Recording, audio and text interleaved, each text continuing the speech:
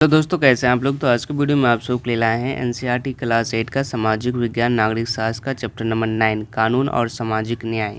इसका जितना ही महत्वपूर्ण अभ्यास का क्वेश्चन आंसर होगा वह सभी इस वीडियो के माध्यम से जानेंगे। तो आइए देख लेते हैं।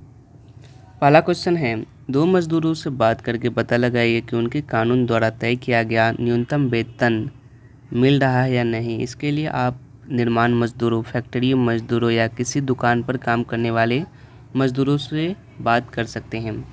मजदूरों से बात करके यही पता चलता है कि सरकार द्वारा निश्चित वेतन या तो उन तक पहुंचता ही नहीं है और मिलता भी है, पहुंचता ही नहीं और मिलता भी है, तो वह भी बहुत देर से और आधा अधूरा मिलता है। ओके, नेक्स्ट क्वेश्चन 2 है, विदेशी कंपनियों को भारत में अपने कारखाने खोलने से क्या फ़ायदा है। तो आइए इसका आंसर हम देख लेते हैं। विदेशी कंपनियों को भारत में उत्पादित स्थापित करने से कई फायदे मिलते हैं। ये सस्ते श्रम की उपलब्धता, कम वेतन पर लंबे समय तक काम करना, श्रमिकों के लिए आवास सुविधा जैसे न्यूनतम अतिरिक्त खर्च, कम सुरक्षा उपायों सहित कम कामकाजी परिस्थितियों को शामिल करके लागत में कटौती। इस तरह से ये कंपनियां यहाँ कम लागत पर ज़्यादा मुनाफा कमा सकती हैं। नेक्स्ट क्वेश्चन 3 है, क्या आपको लगता है कि भोपाल गैस त्रासदी से पीड़ितों को सामाजिक न्याय मिला है। चर्चा करें। तो भोपाल गैस त्रासदी के पीड़ितों का पूरा न्याय मिला।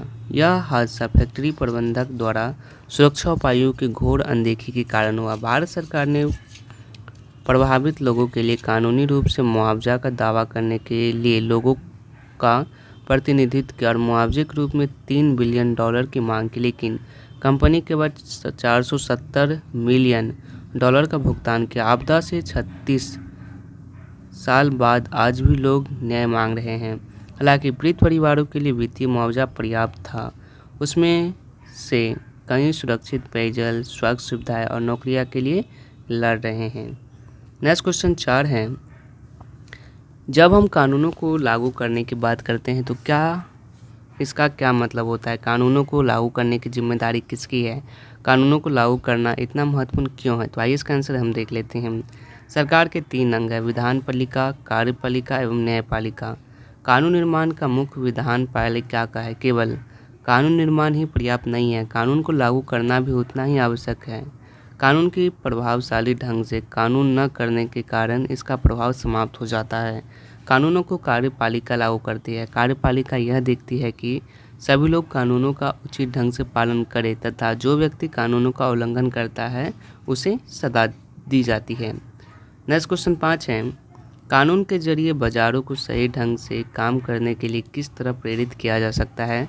अपने जवाब के साथ 2 उदाहरण दीजिए। तो इसका आंसर हो जाएगा, कानून यह सुनिश्चित कर सकते हैं कि बाजार निष्पक्ष तरीके से काम करे। बार बार उन्नत न्यूनतम वेतन कानून तक सुरक्षित करता है कि श्रमिकों का शोषण न किया जाए और उन्हें काम पर रखने वाली कंपनियों द्वारा उनसे अधिक काम न लिया जाए। इसके अलावा उत्पादन की गुणवत्ता पर नियंत्रण रखने वाला एक कानून यह सुनिश्चित करता है कि घटिया सामान बाजार में प्रवेश न करें। 2 उदाहरण है, बाल श्रम रोकथाम अधिनियम। इस अधिनियम में कहा गया है कि 14 वर्ष से कम उम्र के किसी भी बच्चे को घरेलू मदद सहित किसी भी रोजगार में नियोजित नहीं किया जाएगा। शोषण के विरुद्ध अधिकार। इस कानून में कहा गया है कि किसी को भी कम वेतन पर या बंधन में काम करने के लिए मजबूर नहीं किया जा सकता है। ओके, नेक्स्ट क्वेश्चन नंबर 6 है, मान लीजिए कि आप एक रासायनिक फैक्ट्री में काम करने वाले मजदूर हैं। सरकार ने कंपनी का आदेश दिया कि वह वर्तमान जगह से 100 किलोमीटर की दूर किसी दूसरे स्थान पर अपना कारखाना चलाए। इससे आपकी ज़िंदगी पर क्या असर पड़ेगा। अपनी राय पूरी कक्षा के सामने पढ़कर सुनाएं। तो आइए इसका आंसर हम देख लेते हैं। जिस रासायनिक फैक्ट्री में मैं काम करता हूं, वह वर्तमान जगह से 100 किलोमीटर दूर किसी दूसरे स्थान पर अपना कारखाना ले गई है।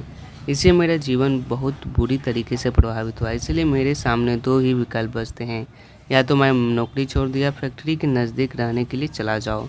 फैक्ट्री के नज़दीक रहने से प्रदूषण की समस्या के साथ साथ मजदूरों की सुरक्षा आवश्यक भी पहले की तरह बनी रहेगी। ओके, नेक्स्ट क्वेश्चन नंबर 7 है, इस इकाई में आपने सरकार की विभिन्न भूमिकाओं के बारे में पढ़ा है। इसके बारे में एक अनुच्छेद लिखना है। तो आइए इसका आंसर हम देख लेते हैं।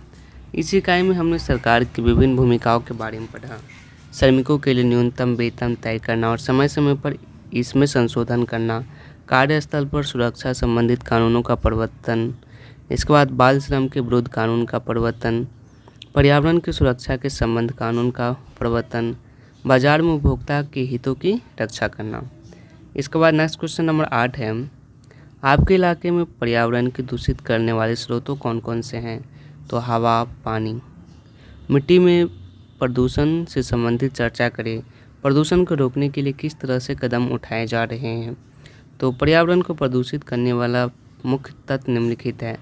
धुएं से, पहला है धुएं से प्रदूषण होता है, जैसे कि बस हो गया, कार हो गया, अन्य वाहनों में ईंधन का उपयोग से पर्यावरण खराब होता है। दूसरा, जल प्रदूषण पर्यावरण की एक अन्य समस्या है। फैक्ट्री से निकलने वाला कचरा पानी में मिल जाता है, जिससे प्रदूषण बढ़ता है। तीसरा, कुएं के कारण वायु प्रदूषण भी होता है। नेक्स्ट क्वेश्चन है, प्रदूषण को कम करने का उपाय बताएं। तो पहला है, सर्वोच्च न्यायालय ने सार्वजनिक वाहनों में CNG का प्रयोग करने का आदेश दिया है। दूसरा, फैक्ट्री में सफाई का विशेष ध्यान रखने का निर्देश दिया है। तीसरा, प्रदूषण फैलाने वाले को दंडित करने का प्रावधान है। चौथा, पर्यावरण को सुरक्षित रखने के लिए नए कानून बनाए गए हैं। नेक्स्ट क्वेश्चन 9 है, पहले पर्यावरण को किस तरह देखा जाता था, अब सोच में कोई बदलाव आया है? चर्चा करें। तो पर्यावरण के संबंध में पहले और वर्तमान के समय में बहुत बदलाव आया है। पहले लोग पर्यावरण के विषय में अधिक जागरूक नहीं थे, परंतु वर्तमान समय में पर्यावरण के संबंध में लोग जागरूकता आई है तथा लोग पर्यावरण को सुरक्षित रखने का उपाय करने लगे हैं। ओके, नेक्स्ट क्वेश्चन नंबर 10 है, प्रसिद्ध टूरिस्ट RK लक्ष्मण इस कार्टून के जरिए क्या कहना चाहते हैं? इसका 2006 में बनाए गए उस कानून के संबंध है।